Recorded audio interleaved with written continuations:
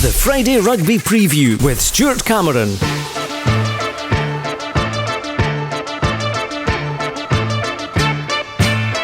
Hello and welcome to the Friday Rugby Preview, and as usual Robin Purdie is here and we'll start with a quick recap of what happened last weekend. It won't take long either. Just 4 Borders teams got a game, with most matches falling foul of the weather.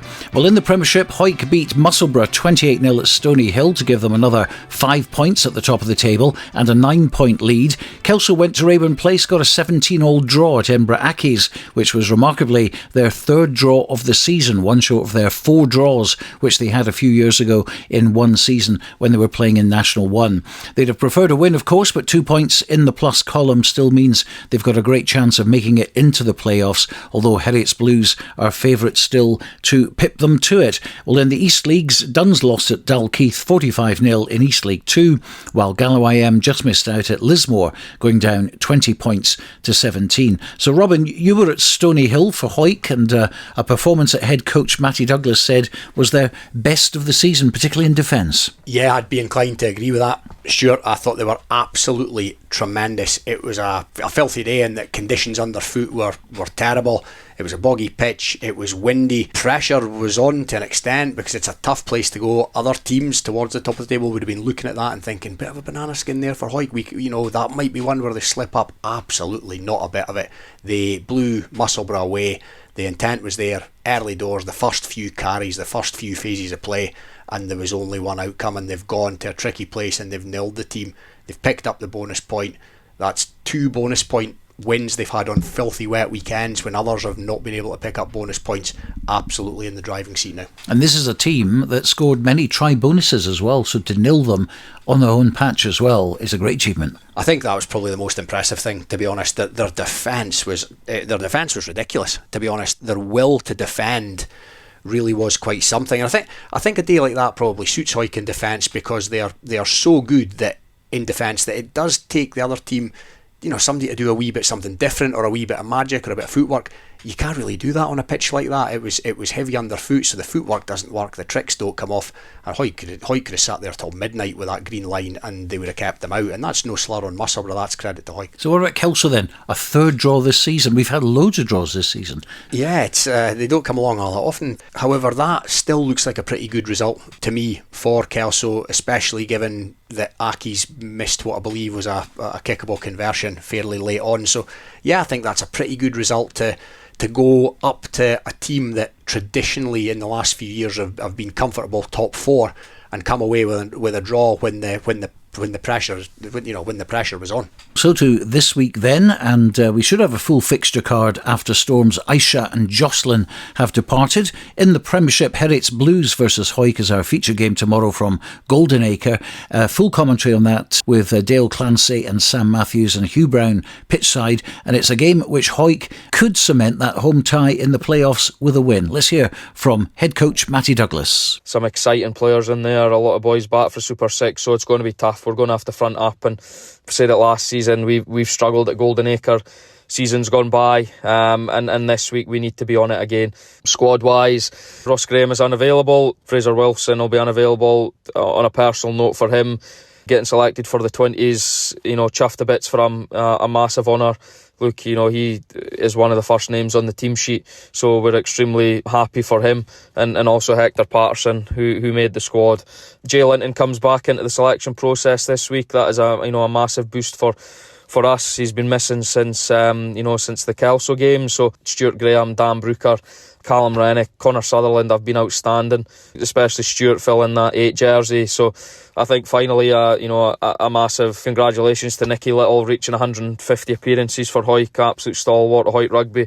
What a man to have in your team. Oh, definitely, I agree with Matty. When he's came back in, it really has been a fillip for Hawick, and yeah, he led the team out on Saturday at Musselburgh for his 150th, and it was fitting that he got his first try of the season as well from all of half a yard, but they all count, and brilliant achievement, given he's played rugby at other places. Tough looking fixture. Heriot's have been good this season, and Matty's right, this time of the year they get clubs like that potentially get guys back from Super Series, that kind of thing, but Hawick are in some pretty good form at the moment. Jay Linton's coming back. Who do you leave out that back row? That's a question. But Linton will feature, of course. But Hawick have got top operators, and a lot of them are playing towards the top of their game now. The Kirkfords, the Mitchells. Fraser Rennick was absolutely outstanding in the sort of 50 minutes that he was on the park against Musselburgh, and Lee Armstrong at 10. It worked. So, of course, Heriots Blues need points as well. Yeah. I mean, they've got a lot to play for. They want to stay in front of Kelso for the 4th place playoff spot. So it's going to be really interesting, as you say, with the Super Series boys back there as well, strengthening the side. It's going to be some fixture. Yeah, Heriots have got it all to play for as well. This looks like Heriots' toughest fixture from the remaining 3. After this, they've got Hawks at home, they've got Selkirk at home. The table would suggest, and it's no slur on other teams, the table would suggest there's 10 points available there. It's less clear cut against Hawick, obviously, but if they can get anything against Hawick, I think that stands them in good stead. But Kelso are going to have something to say about that, absolutely. Kelso have got a fixture list that looks, a remaining fixture list that looks semi-favourable as well. Kelso against Currie. It's a game that is so mouth-watering. Currie won early in the season at Millennium Park quite comfortably, but despite losing heavily to the big 3 in the first part of the campaign, Kelso have shown that they're formidable at home. Big win over Mar, a narrow loss to Hawick, and here's Director of Rugby Neil Hinnigan. Yeah, we've had a good run at home lately. We've performed pretty well at most matches, and we're looking to do that again. Currie will be coming down hungry for the points to chase Hawick down and also secure their home semi-final in the playoffs. So ourselves, we're looking to keep up a bit of pace with the likes of Heriots and Accies to try and get that 4th spot if we can. So there's a lot at stake, so it just makes a really big game. This week at home, we'll just be looking to try and stay in the match again and in the fight, and hopefully we can take Currie all the way and hopefully get the win. Early in the season, there was almost a case of giving the likes of Mar, the likes of Currie, the likes of Hawick far too much respect and paying the price. And as the season has gone on and they've got these good results under their belt, the confidence has grown, and now you could almost argue a case for Kelso going into this as favourites. That's a relatively bold statement, but I see where you're coming from. And going back to what you said about earlier in the season showing them too much respect, Kelso had to find their feet in the division, and these are the top teams that they were playing against back then. And it's not like Kelso have been a yo-yo team up and down. This is the first time in 20 years or something they've been back, so they had to find their feet and find their feet quick early in the season. And yeah, they had a couple of heavy reversals against the top teams, but they're a different outfit now, and this is Poinder. I can't wait to get down there on Saturday. I always enjoy going down there. Big crowd this time of year, 3 o'clock kickoff, lights will be on. There's going to be a buzz about the place, and Currie are not going to get it all their own way. Kelso can just about hold their own against anybody up front, based on what Kelso done to Mar pre-Christmas. Can I see them beating Currie? Absolutely I can, but could I see Currie winning as well? Yeah, so it's, who can call it, 4th draw? Wouldn't put it past Kelso at all. They won't want that, of course. They'll want all 5 points, I'm sure. And of course we saw what they did against Mar, as you say, in the first half in particular, and Musselburgh blew them away in the first half as well. And of course you'll be doing second half commentary. When we go to a second half commentary with Kelso, we don't get many tries, do we? No, they're the first half specialists, and let's hope we get some in the second half. Yes, and even though I hate the playoffs, it is quite an exciting finish to the season. Well, you said that through gritted teeth, but I guess, joking aside, that this is exactly the good thing about the playoffs, because these are not dead rubbers. There's 4 clubs still that can get that 4th spot, and if it wasn't for the playoffs, they'd have nothing to play for. Still not a league though. Anyway, we're on air on Rugby Radio tomorrow at 1:30. They should call it something else, shouldn't they? And then I'd be happy. But 1:30, of course, Rugby Radio through till 5. 3.5 hour feast of club rugby, and you can tune in at rugbyradio.co.uk or bordersrugby.net. Now, 2 other Premiership games tomorrow involving Borders teams. First, Selkirk, they go to Raeburn Place to take on Edinburgh Accies, and they'll be looking to do their Border friends at Kelso a very big favour indeed. Here's head coach of the Suitors, Sesh Henderson. We're really disappointed last week's game was cancelled. However, the game was called off on Saturday morning, so just immediately got to refocus on this week's game against Accies. Luckily, we got indoors at Ian Stark's place last night, so it was a really effective session. Got a lot of work done. So I guess the good side of that is we've no real injury concerns for this week's game, so the squad will remain the same. the guys are now just want to get on that park and start playing. They're buzzing for Saturday to put a show on up at Rayburn Place. I managed to get along and watch them last week, so that was it's going to be a tough battle up front. Really good set of forwards. Again, with some handy backs as well, Faki. So we need to play an intelligent game against them, having no play for 6 weeks. And use the ball when we do get ball in the red zone, make sure we come away with points. Because if we do that and keep the scoreboard ticking over, we'll be in the game. Hopefully the last 20 minutes. Then after that, anything can happen. And if we know we can perform the way we can, then there's no reason why we can't come away with points on Saturday. Sesh Henderson, the head coach of Selkirk. Now, of course, Mbraki's total must-win for them, without any question, if they want to be in the mix for the playoff position. However, Selkirk, the shackles are off. They all want to get out and play. They could do Aki some damage. They certainly did Musselburgh some damage last time out. That was a huge win up there, and the shackles are off. I'm not sure they'll be particularly interested in doing Kelso any favours, but here's hoping they will. But there's south places up for grabs as well, and if you start to pick up away wins at places like Aki's, as a player, you're putting yourself in the window for those south positions. And yeah, Selkirk, I think Andrew Grant Sutty being back in the fold, that's a big boost for them. He's a really good player. You'd have Aki's in there as favourites, and Carl Davis, the hooker, being in there from Super Series, that's a big boost for them. But yeah, it's not a foregone conclusion that, with respect, you might have said it was earlier in the season. Jed Forrest are still without a win this season. They've got 3 games left to get one, and they travelled to take on Mar. We hear now from coach David Grieve. So last Saturday, our game at home against Hawks was called off. This week we're up to Mar, which is probably one of the toughest away grounds in the country. Squad-wise, we've had a few call-offs already.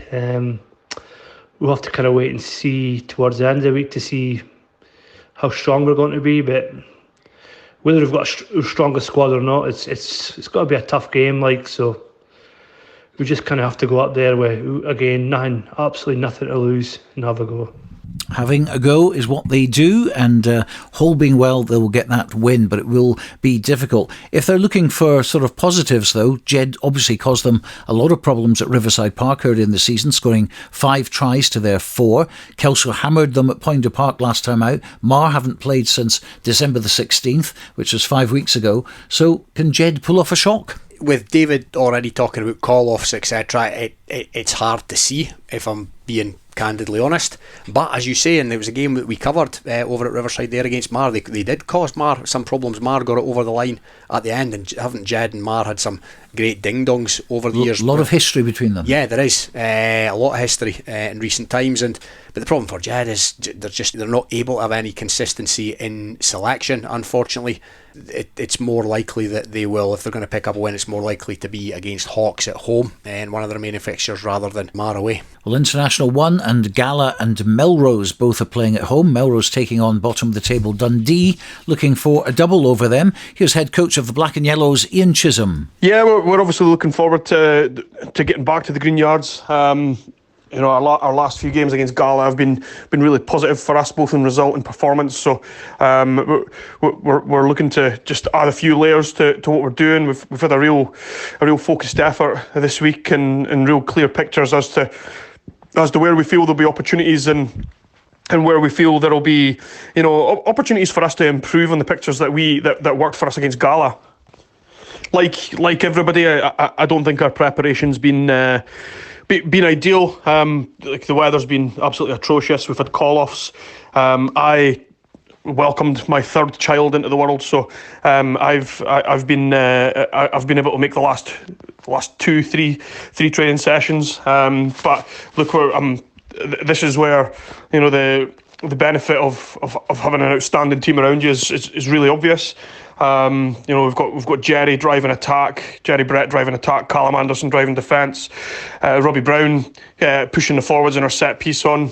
So we're in a really good place in terms of the environment that our coaches are creating, the style of play that we want to play, and we do really think that we're building towards something. Next year we can really put a marker down and find some consistency in our inconsistencies. Squad wise, we'll not be looking to change too much from the team that was headed up to Glasgow Accies at the weekend. There's a lot of guys in there that deserve their opportunity. There's a lot of guys in there that are a wee bit upset that they haven't played an awful lot of rugby over the last wee while, but look, that's just the nature of the game. You know, if you take the huff and your head's doing, probably works against you rather than for you. So look, we're excited to see the guys that have got an opportunity to get on the pitch, and we're also looking for the boys that are pushing for positions to kick on now. But looking back to our performance up at Mayfield earlier in the year, I thought it was probably one of our most complete performances. It's a game where it just felt like we clicked in terms of tactical clarity. So now for us, it's just about working on those micro skills, making people better within our systems, within our processes, and then an understanding that we're going to be playing rugby way into potentially the week before April now. So we need to keep the foot down. We need to keep guys motivated, and we need to make sure that guys are loving playing for Melrose Rugby Club. First of all, congratulations to Ian. That's his third child. Well on the way to fielding a sevens team in the near future, no doubt. And I know what he said at the end there was exactly what you were kind of hinting at several weeks ago, how it should be good enough just to put on the jersey. That's the incentive that you need. And it was interesting he was addressing that. Also the issue about attitude there, which he was quite happy to go public on. And I don't mind that at all, to be honest. I think that is very good, very healthy for a head coach to speak their mind. Oh, absolutely. And first of all, I echo what you said. Congratulations to Ian there on the birth of his third child. And yeah, good on him for what he said there. And if there is players that, in his words, have taken the half about not being selected, then yeah, get your act together. This is Melrose, and finishing second in this division so far behind theirs, as I've said before, is it's not in any way success for a club like Melrose. However, in saying that, since that Ayr game, as I mentioned last week, they've really got their act together, and all credit to them for that. And I can see them winning the remainder of their games in the league this season, and that, as we've said before and as Ian alluded to there, that lays down the marker for next season, both internally for the playing squad. You know, we are going to be the best team in this division next season, and it tells the other teams as well that if you're going to get back up to the Premiership, or if you're going to go up to the Premiership, if you're not Jed, then we're the boys to beat. Well, also in the second division tomorrow, Gala, they're at home to Glasgow Accies. Here's Director of Rugby at Gala, Ewan Swinton. This is a really exciting game for us to look forward to. We had a great game against them up in Glasgow, but we didn't really play our best, but they certainly showed what they're made of, and they are an exciting and enjoyable team to watch. So they're going to bring a really good brand of rugby down to Netherdale. They've got young and exciting backs and a fairly strong pack too. However, we are feeling, as always, positive about the game on Saturday. We will certainly be able to take them on in the forwards. We're going to be really strong there with a strong bench to help up the starting eight. So no worries about the forwards at all. We've got plenty of strength there. The big talking point in terms of forwards is that Robbie Irvin will return from injury. He was suffering from a head knock after the Melrose game, but he has cleared all of the protocols now. So it will be great to see Robbie back, both from the point of view of himself and also from the point of view of his contribution to the team. We are missing a little bit of pace in the backs. I think Ricky Mitchell and Murray Wilson will both be absent due to their own injuries, but Scott Peppers is back in the mix, and we may well see a decent spell from young Mason Brown, who's been playing for the South Under-18s recently, so we haven't seen much of him. So we will take on Accies at their own game. We will hopefully beat them up front. I'm confident that we will. We are a team that likes to run the ball, so we'll run the ball right back at them. So there is lots of prospect for a really exciting game for the fans to watch on Saturday, and have a good night in the club afterwards. I don't think we'll ever see him in the huff, will we? No, never. Mr. Positive, and yeah, I always like listening to you, and he always tells it as it is, while giving his own brand of positivity there. And yeah, again, this should be a good fixture. Glasgow Accies have done really well since they came up last season. They've only played 13 games compared to Ayr have played 17, for example. So Glasgow Accies still can get back up to where they were earlier in the season, sort of sitting third or fourth there. Gala, we've spoken about it so often, wee bit of a transitional phase they're going through. They just kind of now at this point need to pick up a win from someone that'll give them that wee bit of a springboard. But yeah, I can see with Irvine coming back in, I can see Gala walking away with the spoils from this one. Well, let's go to National 2 and table toppers Peebles. They've got their final home match of the season. It's against Berwick, and both clubs need points, so something's going to have to give. We're going to listen to Berwick's Paul Pringle shortly, but first a word from Peebles boss Graham Patterson. Now, we had the success down there, especially in this first half. Our performance in that first half down at Scremerston was really quite powerful and quite pleasing to see, the way we strung things together and the way we put a number of good passages of play. Really did kind of take the game by the scruff of the neck in that first half and probably sealed the victory before half time, although Berwick did come back into the game quite a bit in that second half and showed their focus on their physicality and a couple of threats behind the scrum as well, where they tried to play a lot through there, and that's what we'll be looking to focus on, is what are their strengths and what are their weaknesses, and try to focus on those to our advantage. We always look to start well. Obviously, most teams always look to start well in games, and it'll be key again to set out our platform and how we want to go out in terms of attack, but also importantly how we defend, and how we defend well against Berwick is going to be key, just to stifle their any opportunities that they have. And we did that pretty well down at Scremerston, and we'll be looking to replicate that, if not even improve it, this Saturday as well. The back line is very settled, no anticipated changes at all, which is a real positive. And this is our last home league game, so there's a real confidence that we can go out and deliver a good performance to end that side of the league programme and give our members and supporters and ourselves a real result. We've got a really, really difficult tie. We're under no illusions. Going away to Peebles, who, it's great to see them up at the top there, fighting for promotion, but to be honest, we're pretty selfish with these things. We'll only be looking inward at this. We want to go up, get a result. We're not sitting looking at the kind of the 3 home games thinking, right, that's what we're targeting. It's every game. We had a really good battle with them earlier in the season. Unfortunately, we kind of dropped away in that match. So we would like to think we'll be able to put that right, but we'll give it our best shot, and we'll see what we can come away with. In terms of team selection this week, so we do still have a couple of unavailable players. Echo, our big second row, damaged the shoulder in the game against Aberdeen, so he's going to be out at least for another week, if not more. We have some players still away skiing, so that's a bit frustrating, but these things happen in the amateur game. It does create a few opportunities for lads coming in, so it's likely Duncan Horsburgh will be involved, Big Carl Gullen will step back up from the 2s and he'll be involved in the squad. The majority will be regular appearances from the guys that are there, so there'll be some changes in the back line. Aidan Rosie will move back to centre, but that to me is not a bad thing. Aidan's probably one of our most dangerous players. I say it week in, week out, and when he's on form,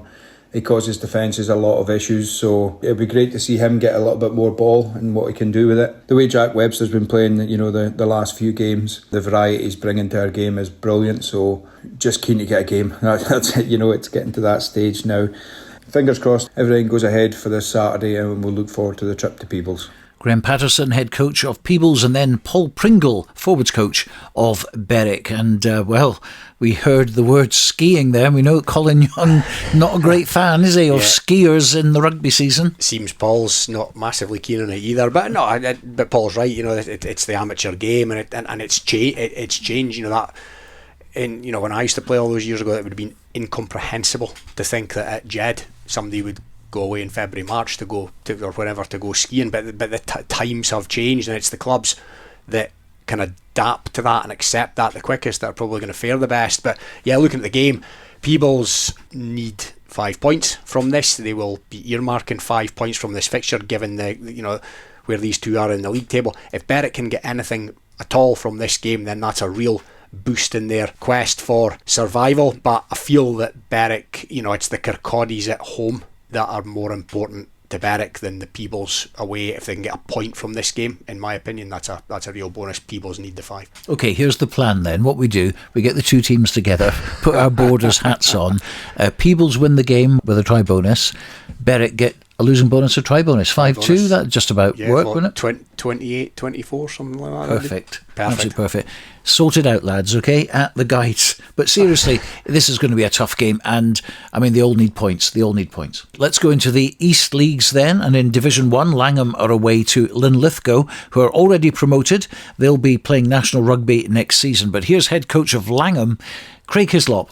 Squad-wise, much improved from our last game up at Portobello. So hopefully the game will go ahead, as our next game is scheduled for 17th of February, which is a cup game, and then our rearranged Broughton game isn't until the 6th of April, going by the SRU website at the moment. So it's a bit sporadic. So here's hoping we get a game on Saturday and a win under belt. A tricky task for Langham, no doubt about that. And after this, no league rugby for them till April, which I find staggering, I have to say, when some clubs are literally about to play their last game. We mentioned it briefly last week, and it still bugs me. I can't understand it either. It's an 8-team league as well. So how that comes to pass, I do not know. But yeah, tricky fixture for Langham. This Linlithgow played 12. 1, 12, 10 try bonuses. It's not going to be easy going up there. But we've spoken, Langham have consolidated themselves in a higher division from where they came from last season. They've done pretty well. They're looking to kick on next season, but tough assignment this weekend. It's Shield time tomorrow as well for Eastleigh clubs, and Hoyt Lindeen are at home to Duns in a derby, with the winners playing Langham, who have a bye to round 2. Let's listen to what Lindeen's Gary Alexander has to say this week. It's a competition for regional league teams. I think it's the teams for the sort of top leagues in the regional setups. And I think the East leagues, it's East 1 and 2. So the 16 teams through these divisions are all involved. And it's kind of regionalised at the moment, so it's East teams playing East. So the winners of Saturday's game are actually drawn against Langham on the 17th of February. We've got a bye in the first round, so that's a home game, big incentive for both sides to get through. Earlier in the season, we played Dunsdown there, won 25-22. It's a game that we were kind of always in the lead, but just couldn't shake them off, and just got a 3-point win there. The return at the Volunteer, we won 23-0. It was a bit of a wet, miserable day, and just had to kind of grind out the victory. I think the other incentive for Saturday's game, not just to get a win and get through to the next round, but just to keep the competitive season going, because we've only got that one outstanding league game against Pennycook, so we would like to keep the hard-nosed fixtures going, and you can't beat a Borders derby, and I'm sure it'll be a tough one against Duns on Saturday. So, knockout rugby. I'm glad Gary explained it, actually, because if I'm being candidly honest, I'm not overly familiar with the format. When it breaks into these cup competitions, it does seem to vary a lot from season to season as well. But as Gary said there, and looking at the league placings, Lindeen, you'd have to fancy them, particularly at home, and there's the incentive, there's the carrot dangling of another decent looking border derby against Langham in the next round for whoever comes through it. And bowl round 1 tomorrow is Earlston against Edinburgh Uni Medics for the third time this season. 2 close games in the league so far, as head coach Cammy Hill explains. We've played Medics twice this season, won both times. First game of the season, I'd say we're pretty fortunate. We got lucky, but a win's a win. The second game that we played them away from home, we scored last play of the game to take that as well, so it's been 2 really close games. But I'm confident we can get a result if we play anywhere close to what we did in the away fixture, because that was probably one of the best performances we've had this season, especially the first half. It was really good to watch. Squad wise, we welcome back 3 or 4 lads who missed the Trinity game due to injury. That's going to be a really good boost to get them back, so we're looking to take up a really good squad this weekend. And it's our last real chance of getting something out this season. After the Trinity game, that was our league chances gone. But overall, regardless of what we do the rest of the season, I'm really chuffed with how far we've come. After last season only winning 1 game, and now we'd got ourselves into challenging for a title, is a massive credit to the lads who've really bought into the new style of rugby we've tried to bring in, and it's clear to see it's paying off, so it'll be good to see what the future holds with a young squad. Well, I think he summed it up really, really well, how Earlston were really challenging all season right at the beginning, and really bucking the trend after a couple of difficult years, let's say, with very little wins, and they've been able to come out the other side. They had a good run in the league. As I say, it all went belly up a wee bit towards the end, but now an opportunity for them to do something in another competition. Definitely, and where they've come from has to be remembered. You're right, they've fallen away a wee bit at the business end, but it really has been all credit to them this season, how they've almost sort of rejuvenated themselves, and tough enough looking fixture, but yeah, backing Earlston to come through that one. That's just about it for today. Rugby Radio tomorrow at 1:30 comes direct from Golden Acre in Edinburgh, where we'll have full commentary with Dale Clancy and Sam Matthews and Hugh Brown pitchside as well for the 2 o'clock match between Herrick's Blues and Hawick in the Premiership. And then second half commentary from Poynter Park, where Kelso play Curry, and Robin Purdie, David Ferguson will be looking after that game for us, that game kicking off at 3 o'clock. Hope you can join us for 3.5 hours of live rugby, but for now, from Robin and me, a very good night.